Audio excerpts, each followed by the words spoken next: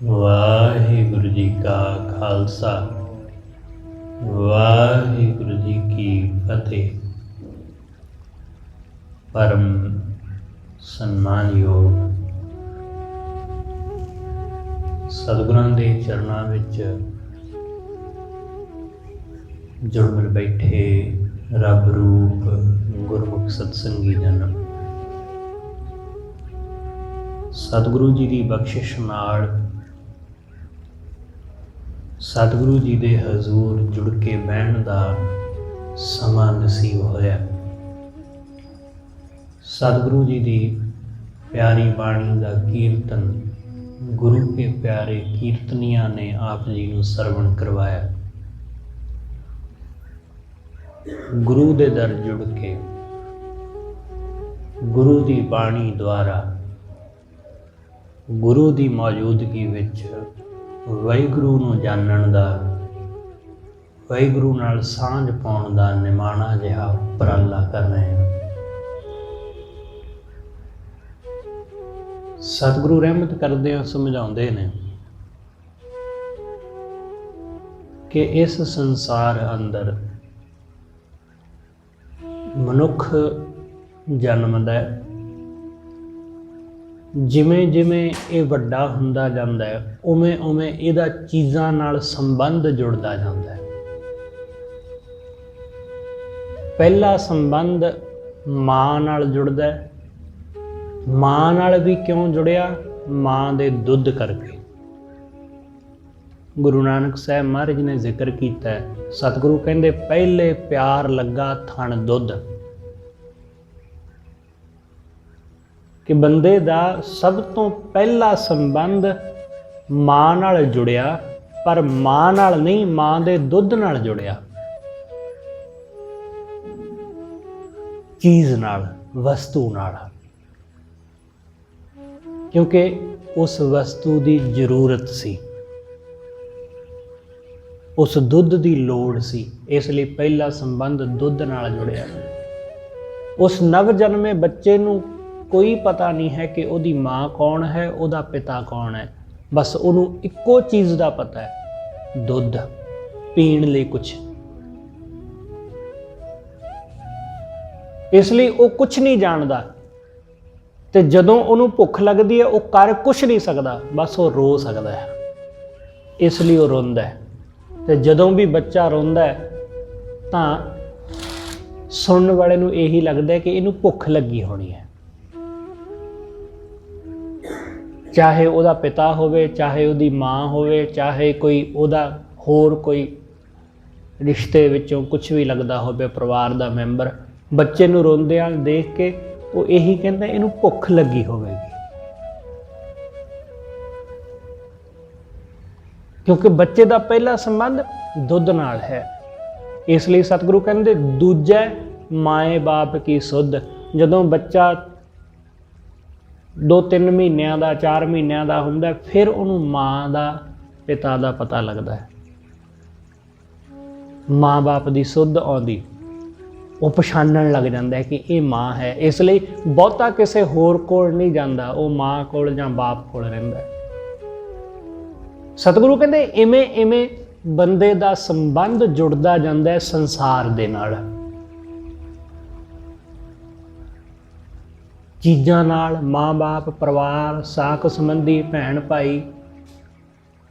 ਹੌਲੀ ਹੌਲੀ ਉਸ ਨੂੰ ਆਪਣੇ ਆਲੇ ਦੁਆਲੇ ਦੀ ਸੋਝੀ ਆਉਂਦੀ ਜਾਂਦੀ। ਤੀਜਾ ਭਈਆ, ਭਾਬੀ, ਬੇਵ, ਫਿਰ ਭੈਣ ਭਰਾ, ਮਾਂ, ਇਹਨਾਂ ਦੇ ਨਾਲ ਸੰਬੰਧਿਤ ਭੈਣ ਭਰਾ, ਇਹ ਸਭ ਨਜ਼ਰ ਆਉਣ ਲੱਗ ਜਾਂਦੇ ਨੇ। ਇਹਨਾਂ ਦੀ ਸੋਝੀ ਆਉਂਦੀ, ਭਾਬੀ, ਭਰਜਾਈ, ਸਭ ਦਾ ਪਤਾ ਲੱਗਣ ਲੱਗ ਜਾਂਦਾ। ਚੌਥਾ ਪਿਆਰ ਉਪਰਨੀ ਖੇਡ। ਜਦੋਂ ਹੋਰ ਵੱਡਾ ਹੁੰਦਾ ਤਾਂ ਖੇਡਾਂ ਦੇ ਵਿੱਚ ਪ੍ਰੀਤ ਪੈਂਦੀ, ਪਿਆਰ ਪੈਂਦਾ ਹੈ, ਉਹ ਖੇਡਣ ਲੱਗਦਾ, ਇੱਧਰ ਉੱਧਰ ਟੱਪਣ ਵੱਜਣ ਲੱਗਦਾ। ਪੰਜਵਾਂ ਖਾਣ ਪੀਣ ਕੀ ਧਾਤ। ਜਦੋਂ ਥੋੜਾ ਹੋਰ ਵੱਡਾ ਹੁੰਦਾ ਤੇ ਖਾਣ ਪੀਣ ਵਿੱਚ ਦਿਲਚਸਪੀ ਪੈਂਦੀ ਹੈ। ਜਦੋਂ ਜਵਾਨ ਹੁੰਦਾ ਤਾਂ ਫਿਰ ਵਾਸਨਾਵਾਂ ਵੱਲ ਨੂੰ ਭੱਜਦਾ। ਇਸ ਕਰਕੇ ਸਤਿਗੁਰੂ ਕਹਿੰਦੇ ਉਹਦਾ ਸੰਬੰਧ ਸੰਸਾਰ ਨਾਲ ਇਸ ਤਰ੍ਹਾਂ ਹੌਲੀ ਹੌਲੀ ਪੈਂਦਾ ਹੈ ਕਿ ਉਹ ਸੰਸਾਰ ਦੇ ਵਿੱਚ, ਸੰਸਾਰ ਦੀਆਂ ਚੀਜ਼ਾਂ ਦੇ ਵਿੱਚ ਪੂਰੀ ਤਰ੍ਹਾਂ ਨਾਲ ਗਲਤਾਨ ਹੋ ਜਾਂਦਾ ਹੈ, ਪੂਰੀ ਤਰ੍ਹਾਂ। ਤੇ ਉਸ ਨੂੰ ਫਿਰ ਹੌਲੀ ਹੌਲੀ ਇਹ ਲੱਗਣ ਲੱਗਦਾ ਹੈ ਕਿ ਇਹੀ ਸਭ ਕੁਝ ਹੈ, ਇਹੀ। ਉਸ ਬੱਚੇ ਨੇ ਦੇਖਿਆ ਕਿ ਮੇਰਾ ਬਾਪ ਰੋਜ਼ ਜਾਂਦਾ ਹੈ ਸਵੇਰ ਨੂੰ ਕੰਮ ਧੰਦੇ ਤੇ, ਦੁਕਾਨ ਤੇ ਜਾਂ ਜੋ ਵੀ ਕੰਮ ਕਰਦਾ ਹੈ, ਸ਼ਾਮ ਨੂੰ ਵਾਪਸ ਪਰਤਦਾ ਹੈ। ਰੋਜ਼ ਦਾ ਇਹੀ ਕੰਮ ਹੈ, ਸਵੇਰੇ ਖਾਣਾ ਖਾਣਾ, ਰੋਟੀ ਖਾਧੀ, ਰੋਟੀ ਨਾਲ ਲਈ ਤੇ ਕੰਮ ਤੇ ਚਲੇ ਗਏ, ਰਾਤ ਨੂੰ ਵਾਪਸ ਆਏ, ਸ਼ਾਮ ਨੂੰ ਰੋਟੀ ਖਾਧੀ ਤੇ ਸੌਂ ਗਏ। ਆਹੀ ਕੁਛ ਹੈ ਨਾ ਬੰਦੇ ਦੇ ਜੀਵਨ ਵਿੱਚ, ਕਿ ਸਵੇਰੇ ਰੋਟੀ ਖਾ ਲਈ ਤੇ ਕੰਮ ਤੇ, ਵਾਪਸ ਆਏ ਕੰਮ ਤੋਂ, ਰੋਟੀ ਖਾਧੀ ਤੇ ਸੌਂ ਗਏ। ਹੁਣ ਇਸ ਚੀਜ਼ ਦਾ ਸਾਡੀ ਮਾਨਸਿਕਤਾ ਦੇ ਉੱਤੇ ਅਸਰ ਹੁੰਦਾ ਹੈ। ਉਸ ਛੋਟੇ ਜਿਹੇ ਬੱਚੇ ਦੇ ਉੱਤੇ ਜਿਹਦਾ ਬਾਪ ਕੋਈ ਵੀ ਹੈ, ਚਾਹੇ ਉਹ ਕਿਸੇ ਵੀ ਕੰਮ ਨੂੰ ਕਰਨ ਵਾਲਾ ਹੋਵੇ, ਦਿਹਾੜੀ ਮਜ਼ਦੂਰ ਹੋਵੇ ਜਾਂ ਕੁਝ ਵੀ ਹੋਵੇ, ਉਹਦੇ ਜੀਵਨ ਵਿੱਚ ਵਾਪਰ ਤੇ ਇਹੀ ਰਿਹਾ ਨਾ ਸਾਰਿਆਂ ਦੇ। ਅਸੀਂ ਕਰ ਕੀ ਰਹੇ ਹਾਂ ਜੀਵਨ ਵਿੱਚ? ਬਸ ਆਹੀ ਕਰ ਰਹੇ ਹਾਂ, ਕੰਮ ਕਰ ਰਹੇ ਹਾਂ, ਖਾ ਰਹੇ ਹਾਂ ਤੇ ਸੌਂ ਰਹੇ ਹਾਂ। ਇਹੀ ਹੈ ਸਾਡੇ ਜੀਵਨ ਵਿੱਚ। ਹੋਰ ਸਾਡੇ ਜੀਵਨ ਵਿੱਚ ਇਸ ਤੋਂ ਇਲਾਵਾ ਹੈ ਕੀ? ਇਸ ਤੋਂ ਇਲਾਵਾ ਕੱਖ ਵੀ ਨਹੀਂ ਹੈ ਸਾਡੇ ਜੀਵਨ ਵਿੱਚ। ਖਾਣਾ ਖਾ ਲਿਆ, ਕੰਮ ਤੇ ਚਲੇ ਗਏ, ਆ ਗਏ ਵਾਪਸ, ਖਾ ਲਿਆ, ਸੌਂ ਗਏ, ਦੂਸਰੇ ਦਿਨ ਫਿਰ ਐਵੇਂ। ਇਹ ਸਰਕਲ ਚੱਲ ਰਿਹਾ ਹੈ ਬਹੁਤ ਲੰਬੇ ਸਮੇਂ ਤੋਂ। ਤੇ ਹੁਣ ਉਸ ਬੱਚੇ ਦੇ ਮਨ ਉੱਤੇ ਵੀ ਇਹੀ ਪ੍ਰਭਾਵ ਪੈਂਦਾ, ਉਹ ਵੀ ਵੱਡਾ ਹੋ ਕੇ ਇਹੀ ਕੁਛ ਕਰੇਗਾ। ਇਹਦਾ ਮਤਲਬ ਇਹ ਨਹੀਂ ਹੈ ਕਿ ਕੰਮ ਧੰਦੇ ਨਹੀਂ ਕਰਨੇ ਚਾਹੀਦੇ, ਪਰ ਇਸ ਦਾ ਮਤਲਬ ਸਮਝੋ, ਇਹਦਾ ਭਾਵ ਸਮਝੋ ਕਿ ਅਸੀਂ ਲੋਕ ਚੀਜ਼ਾਂ ਨਾਲ, ਕੰਮ ਧੰਦਿਆਂ ਨਾਲ, ਇਹਨਾਂ ਨਾਲ ਹੀ ਜੁੜ ਕੇ ਰਹਿ ਜਾਂਦੇ ਹਾਂ। ਬਸ ਇੱਥੇ ਹੀ ਸਾਡਾ ਜੀਵਨ, ਪੂਰਾ ਸਮੁੱਚਾ ਜੀਵਨ ਅਸੀਂ ਇੰਨੀ ਕੁ ਥਾਂ ਵਿੱਚ ਗੁਜ਼ਾਰ ਕੇ ਤੁਰ ਜਾਂਦੇ ਹਾਂ। ਇੰਨੇ ਕੁ ਝੰਜਟ ਵਿੱਚ ਹੀ ਸਾਰੀ ਜ਼ਿੰਦਗੀ ਲੰਘ ਜਾਂਦੀ। ਇਸ ਤੋਂ ਬਾਹਰ ਦੀ ਦੁਨੀਆ ਵੀ ਹੈ, ਉਸ ਦਾ ਕਦੇ ਗਿਆਨ ਹੀ ਨਹੀਂ ਹੁੰਦਾ, ਉਸ ਦਾ ਕਦੇ ਪਤਾ ਹੀ ਨਹੀਂ ਚੱਲਦਾ। ਇਸ ਲਈ ਬੰਦੇ ਨੂੰ ਕਦੇ ਛੁੱਟੀ ਨਹੀਂ ਮਿਲਦੀ ਇਹਨਾਂ ਚੀਜ਼ਾਂ ਤੋਂ। ਬੇਸ਼ੱਕ ਉਹਨੂੰ ਸੰਡੇ ਦੀ ਛੁੱਟੀ ਮਿਲਦੀ ਹੈ, ਪਰ ਇਹਨਾਂ ਝਮੇਲਿਆਂ ਤੋਂ ਉਹਨੂੰ ਕਦੇ ਛੁੱਟੀ ਨਹੀਂ ਮਿਲਦੀ।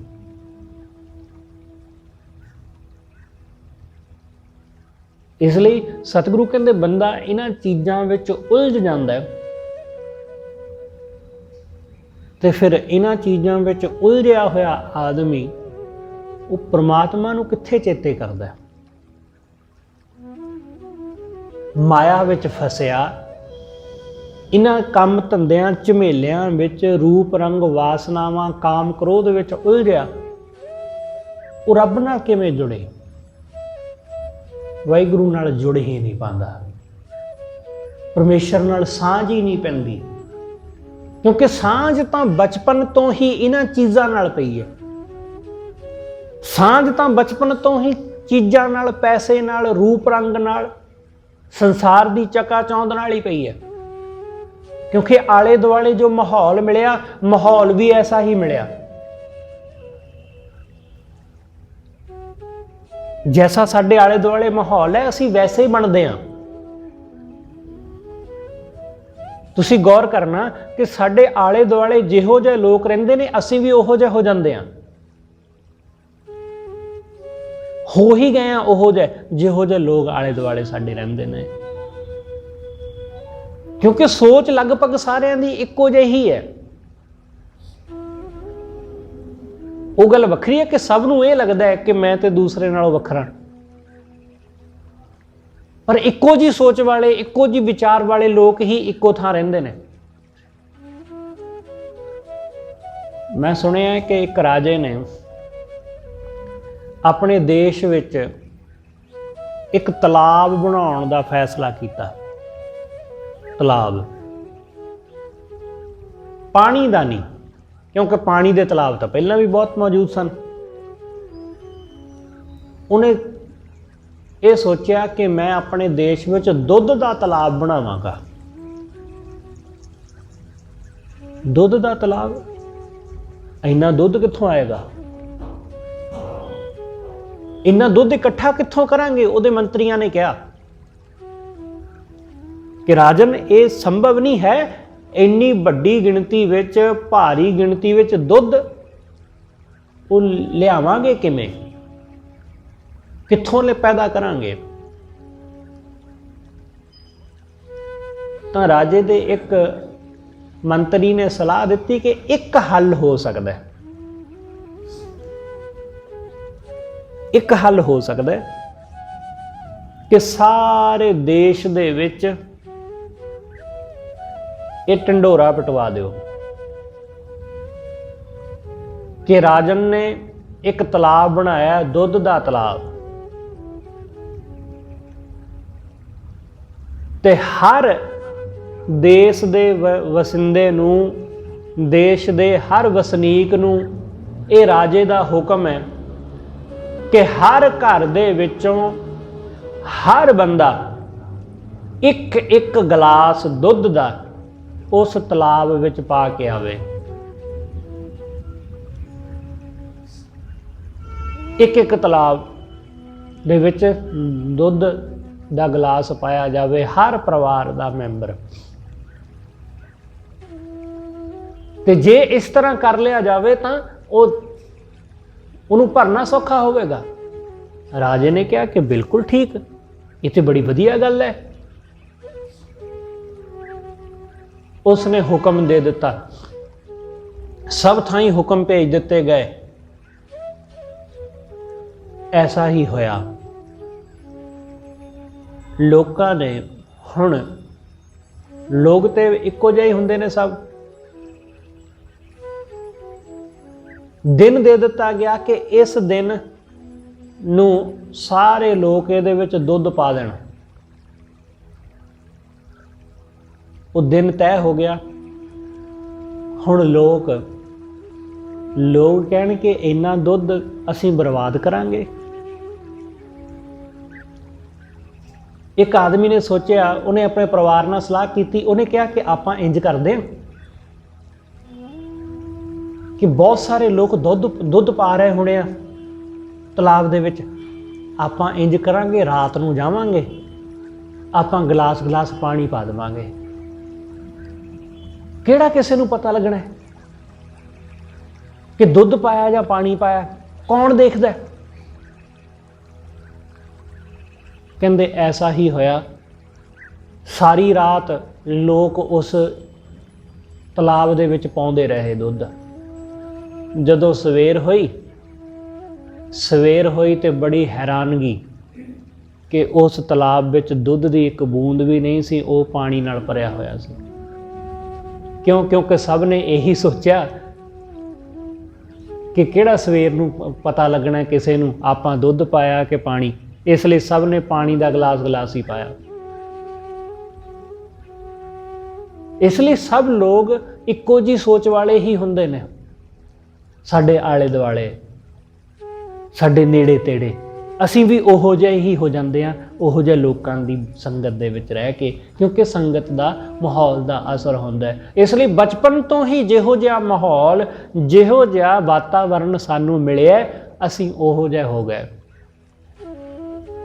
ਸਾਨੂੰ ਇਹ ਚੀਜ਼ਾਂ, ਇਹ ਪੈਸਾ, ਇਹ ਆਪਣੀਆਂ ਪ੍ਰਤੀਤ ਹੁੰਦੀਆਂ ਕਿ ਇਹ ਸਭ ਮੇਰਾ ਹੈ, ਮੇਰਾ ਇਹਨਾਂ ਨਾਲ ਸੰਬੰਧ ਹੈ, ਇਹ ਸਾਕ ਸੰਬੰਧ ਮੇਰੇ ਨੇ,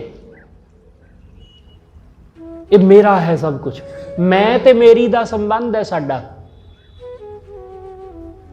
ਮੇਰੀ ਚੀਜ਼, ਮੇਰਾ ਘਰ, ਮੇਰਾ ਰੂਪ, ਮੇਰਾ ਰੰਗ, ਮੇਰੇ ਧੀ ਪੁੱਤ, ਮੇਰੀ ਪਤਨੀ, ਮੇਰਾ ਪਰਿਵਾਰ, ਮੇਰਾ ਪੈਸਾ, ਮੇਰੀ ਦੌਲਤ, ਮੈਂ ਤੇ ਮੇਰੀ ਦਾ ਹੀ ਸਾਰਾ ਝਮੇਲਾ ਹੈ। ਪਰ ਇਸ ਸਭ ਕਾਸੇ ਦੇ ਵਿੱਚ ਬੰਦੇ ਦਾ ਕੁਝ ਵੀ ਨਹੀਂ ਹੈ। ਮੈਂ ਦਾ ਕੁਝ ਵੀ ਨਹੀਂ, ਮੇਰਾ ਇੱਥੇ ਕੁਝ ਵੀ ਨਹੀਂ। ਘਰ ਹੈਗਾ पर मेरा नहीं, चीज़ां हैगियां पर मेरियां नहीं। बंदा इस मैं मेरी विच उलझ जांदा है ते उस परमात्मा नाल कदे जुड़ ही नहीं पांदा, उस वाहिगुरू नाल कदे साझ ही नहीं पैंदी। इसलिए सतगुरु रहमत करके अज दे इस शब्द अंदर समझाउंदे ने। सतगुरु कहंदे ओ वाहिगुरू ही साडा है, उस वाहिगुरू तो बिना होर कोई नहीं है।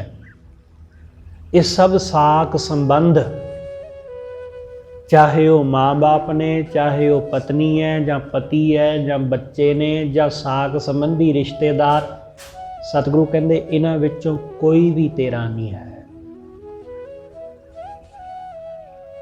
इन्हां विचों कोई नहीं। इसलिए सतगुरु ने बाणी अंदर इस गल नूं जोर दे के कहा कि जगत में झूठी देखी प्रीत। सतगुरु कहंदे इस जगत दे विच असीं देखिया कि ये जगत दी प्रीत झूठी है। अपने ही सुख स्यों सब लागे, सारे अपने ही सुख दे खातर जुड़े हुए ने। क्या दारा क्या मीत, की पत्नी ते की मित्र, सब आपो अपने सुख दी खातर जुड़े ने। सतगुरु कहंदे कोई नहीं, काकी मात पिता कोह काको। सतगुरु कहंदे कादा पिता ते कादी मां, सब आपो अपने स्वार्थ करके ने।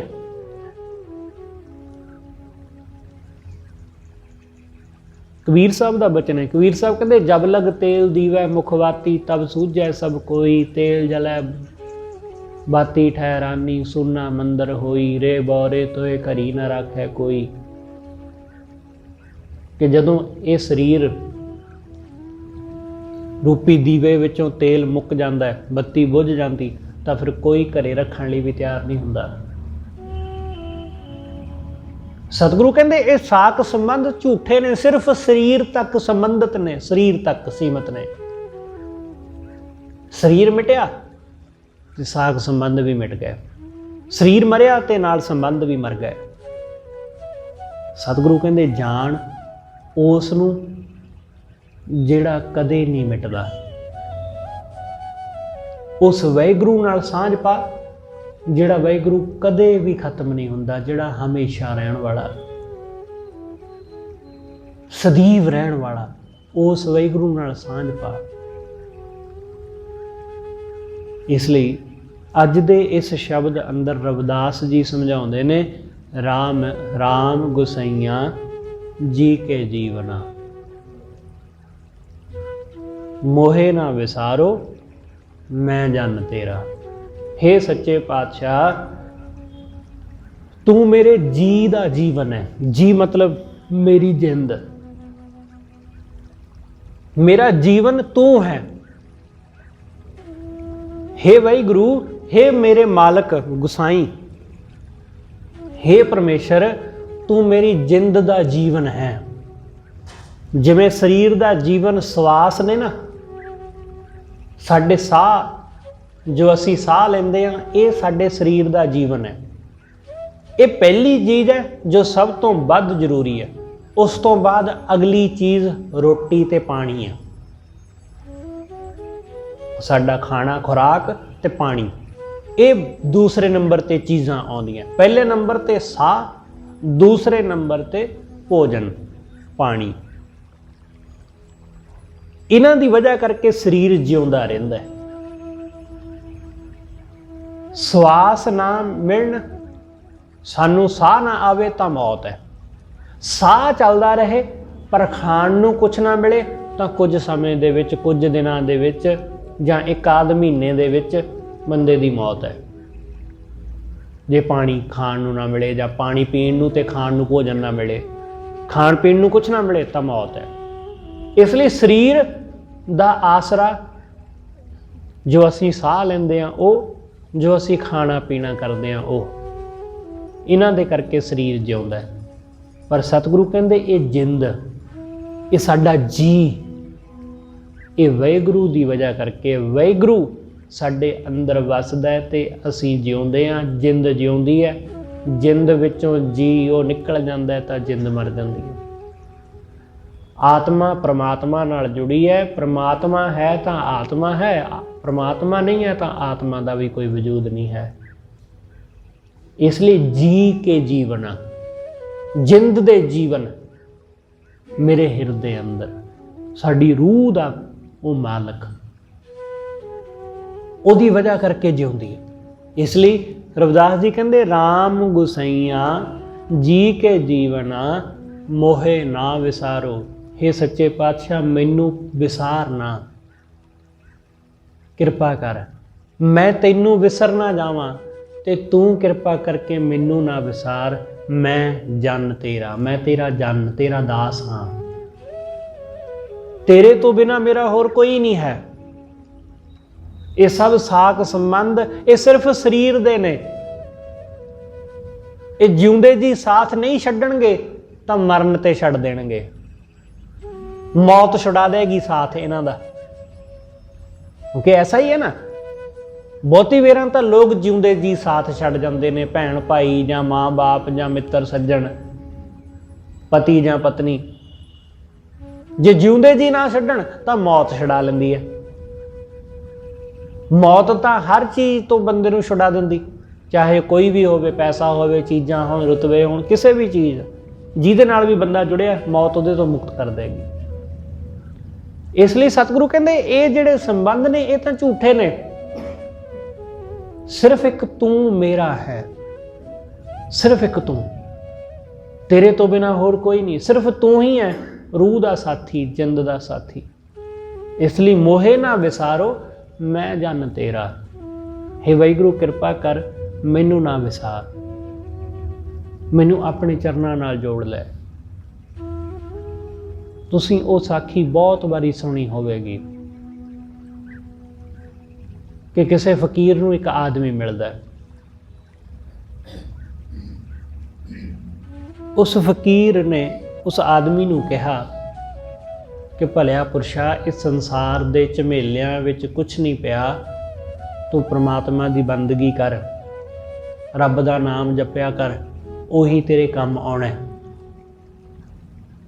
ਉਸ ਆਦਮੀ ਨੇ ਹੱਥ ਜੋੜ ਕੇ ਉਸ ਫਕੀਰ ਨੂੰ ਕਿਹਾ ਕਿ ਮਹਾਂਪੁਰਸ਼ੋ, ਚਾਹੁੰਦਾ ਤੇ ਮੈਂ ਵੀ ਹਾਂ ਰੱਬ ਦਾ ਨਾਮ ਸਿਮਰਾਂ, ਪਰ ਘਰ ਦੇ ਝਮੇਲੇ ਹੀ ਇੰਨੇ ਨੇ ਕਿ ਉਹਨਾਂ ਵਿੱਚੋਂ ਨਿਕਲਣਾ ਬੜਾ ਔਖਾ ਹੈ। ਮੇਰੇ ਬੱਚੇ ਉਹ ਮੇਰੇ ਬਿਨਾਂ ਖਾਣਾ ਨਹੀਂ ਖਾਂਦੇ, ਜਦ ਤੱਕ ਮੈਂ ਘਰ ਨਾ ਜਾਵਾਂ ਉਹ ਰੋਟੀ ਨਹੀਂ ਖਾਂਦੇ, ਮੈਨੂੰ ਉਡੀਕਦੇ ਰਹਿੰਦੇ ਨੇ। ਮੇਰੀ ਮਾਂ ਉਹ ਮੈਨੂੰ ਦੇਖੇ ਬਿਨਾਂ ਚੈਨ ਨਹੀਂ ਪਾਉਂਦੀ।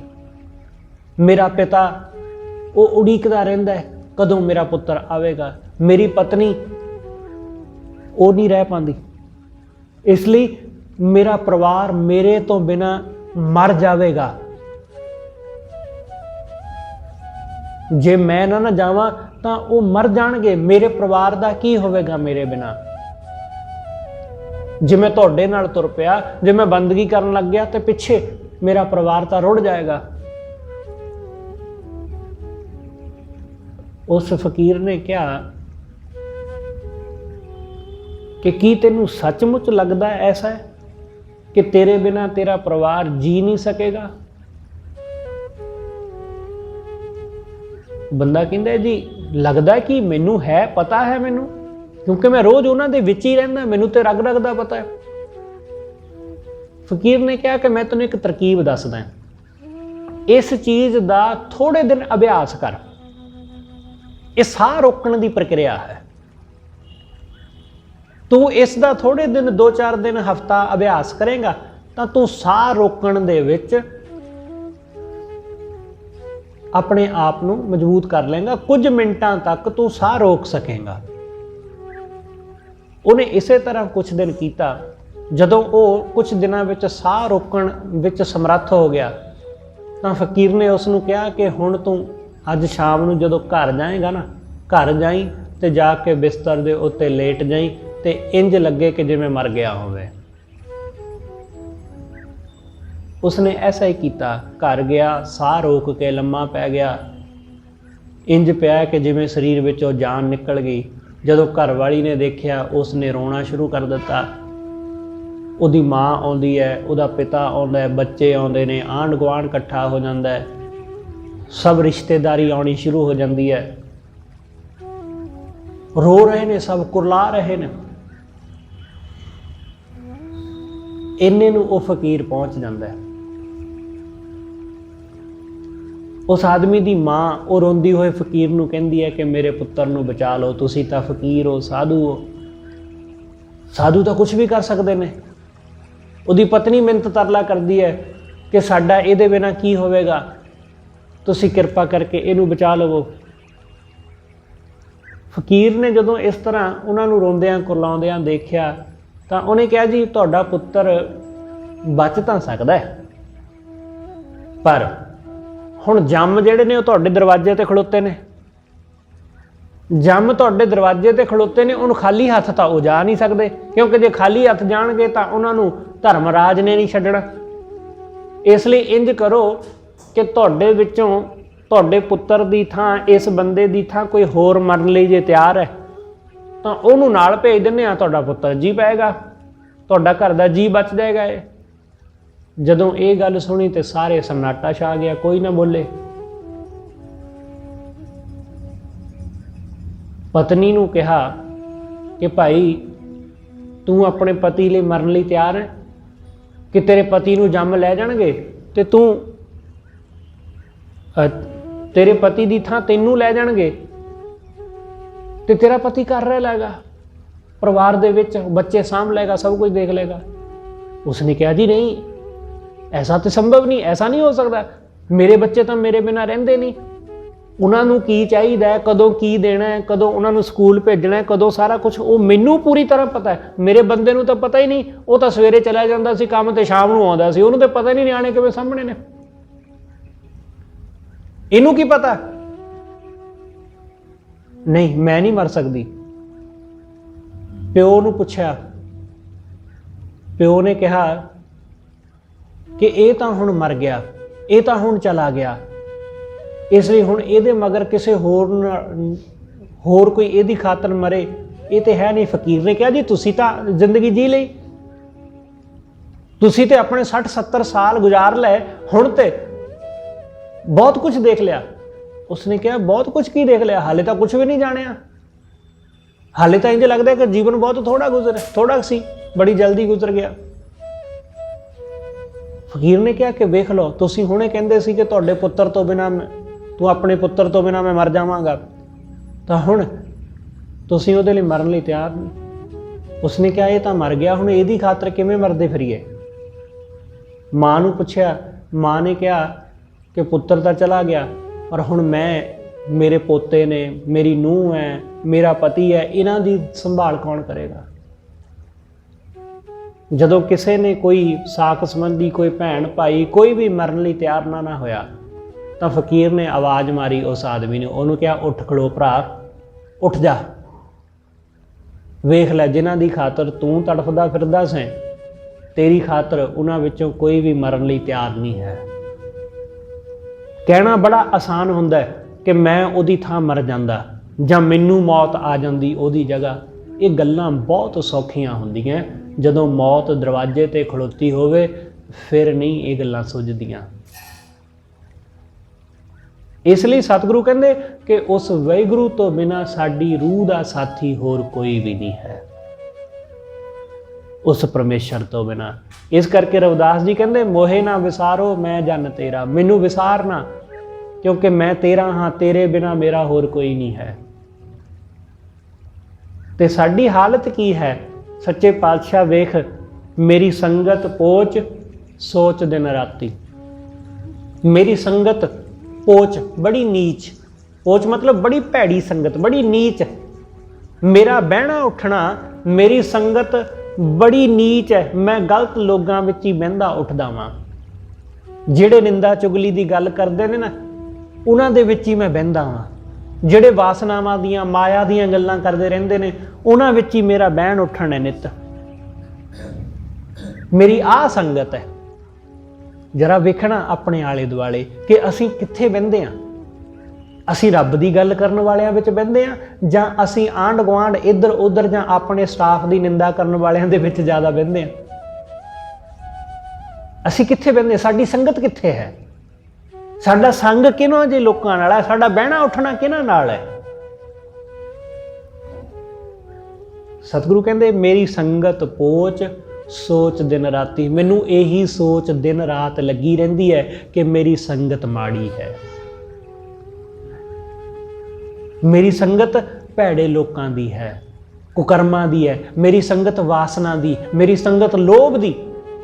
ਖਿਆਲ ਰੱਖਣਾ, ਹੋ ਸਕਦਾ ਹੈ ਕਿ ਕਿਸੇ ਭੈੜੇ ਬੰਦੇ ਦੇ ਕੋਲ ਨਾ ਬਹਿੰਦੇ ਹੋਈਏ, ਪਰ ਆਪਣੇ ਮਨ ਵਿੱਚ ਝਾਕ ਕੇ ਦੇਖੀਏ ਜਰਾ ਅਸੀਂ ਕਿ ਕਿਤੇ ਕਾਮ ਦੀ ਸੰਗਤ ਵਿੱਚ ਤਾਂ ਨਹੀਂ ਬਹਿੰਦੇ ਅਸੀਂ। ਇਕੱਲੇ ਕਮਰੇ ਵਿੱਚ ਬੈਠੇ ਹਾਂ, ਲੋਭ ਦੀ ਸੰਗਤ ਵਿੱਚ ਬੈਠੇ ਹੋਏ ਹਾਂ, ਲੋਭ ਸਾਡੇ ਮਨ ਵਿੱਚ ਹੈ।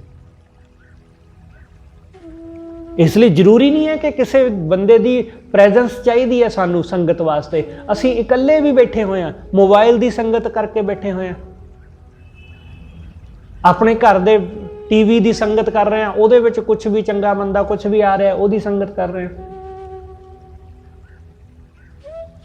ਕੋਈ ਕਿਸੇ ਤਰ੍ਹਾਂ ਦੀ ਮੈਗਜ਼ੀਨ, ਕੋਈ ਕਿਸੇ ਤਰ੍ਹਾਂ ਦੀ ਨਿਊਜ਼ ਪੇਪਰ, ਕੁਝ ਵੀ ਉਹਦੀ ਸੰਗਤ ਕਰ ਰਹੇ ਹਾਂ।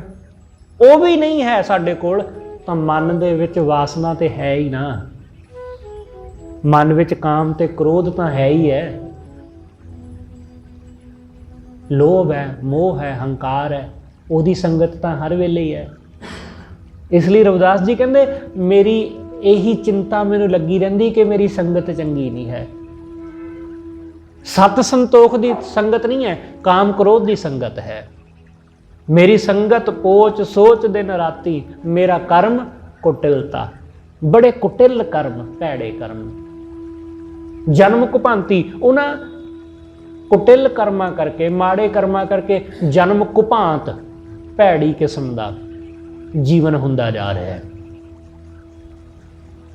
ਭੈੜਾ ਵਾਸ਼ਨਾਵਾਂ ਨਾਲ, ਕਾਮ ਕ੍ਰੋਧ ਨਾਲ ਭਰਿਆ ਜੀਵਨ, ਔਗਣਾਂ ਨਾਲ ਭਰਿਆ ਹੋਇਆ ਜੀਵਨ ਬਣਦਾ ਜਾ ਰਿਹਾ। ਇਹ ਜਨਮ, ਇਹ ਸਮੁੱਚਾ ਜਨਮ ਬਰਬਾਦ ਹੁੰਦਾ ਜਾ ਰਿਹਾ ਭੈੜੇ ਕਰਮਾਂ ਕਰਕੇ।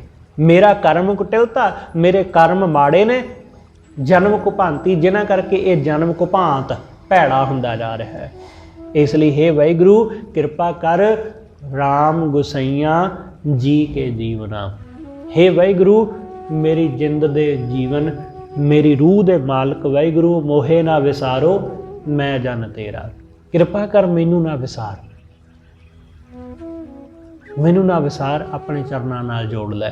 ਰਹਾਉ ਮੇਰੀ ਹਰੋ ਵਿਪਤ ਜਨ ਕਰੋ ਸੁਭਾਈ। ਹੇ ਸੱਚੇ ਪਾਤਸ਼ਾਹ ਮੇਰੀ ਵਿਪਤਾ ਹਰ,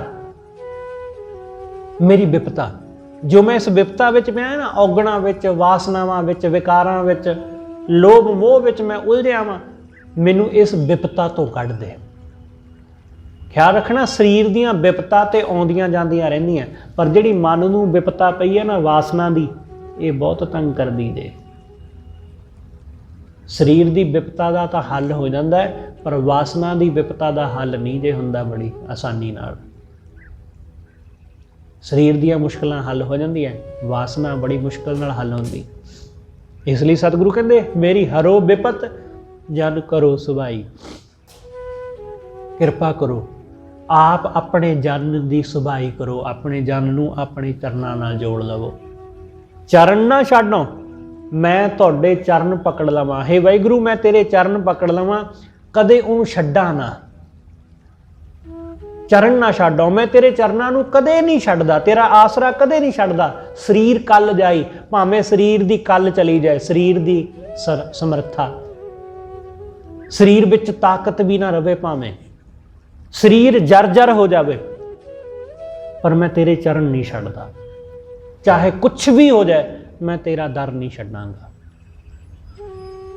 ਚਾਹੇ ਉਹਦਾ ਕੁਛ ਵੀ ਮੈਨੂੰ ਹਰਜਾਨਾ ਭਰਨਾ ਪਵੇ, ਕੁਛ ਵੀ ਨੁਕਸਾਨ ਹੋਵੇ, ਕੁਛ ਵੀ ਹੋਵੇ, ਦੁੱਖ ਭੋਗਣਾ ਪਵੇ, ਮੁਸੀਬਤ ਝੱਲਣੀ ਪਵੇ, ਪਰ ਤੇਰੇ ਚਰਨਾਂ ਨੂੰ ਨਹੀਂ ਛੱਡਦਾ।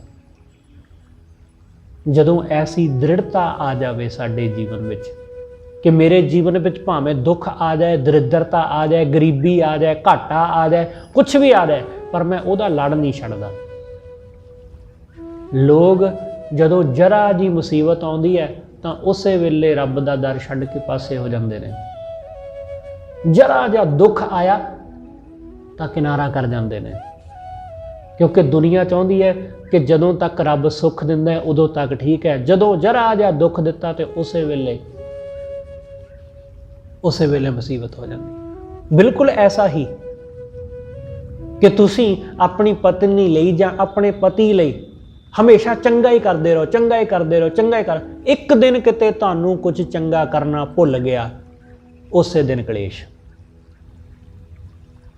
ਬਸ ਐਸੀ ਹਾਲਤ ਹੈ ਸਾਡੀ ਬੰਦੇ ਦੀ ਕਿ ਪ੍ਰਮਾਤਮਾ ਜਦੋਂ ਤੱਕ ਸੁੱਖ ਦਿੰਦਾ ਰਹੇ ਠੀਕ ਹੈ, ਠੀਕ ਹੈ, ਠੀਕ ਹੈ, ਜਰਾ ਜਿਹਾ ਦੁੱਖ, ਜਰਾ ਜਿਹੀ ਤਕਲੀਫ, ਉਸੇ ਦਿਨ ਬੰਦਾ ਰੱਬ ਨੂੰ ਕਹਿੰਦਾ ਕਿ ਮੈਂ ਨਹੀਂ ਹੁਣ ਤੇਰੇ ਦਰ ਆਉਂਦਾ,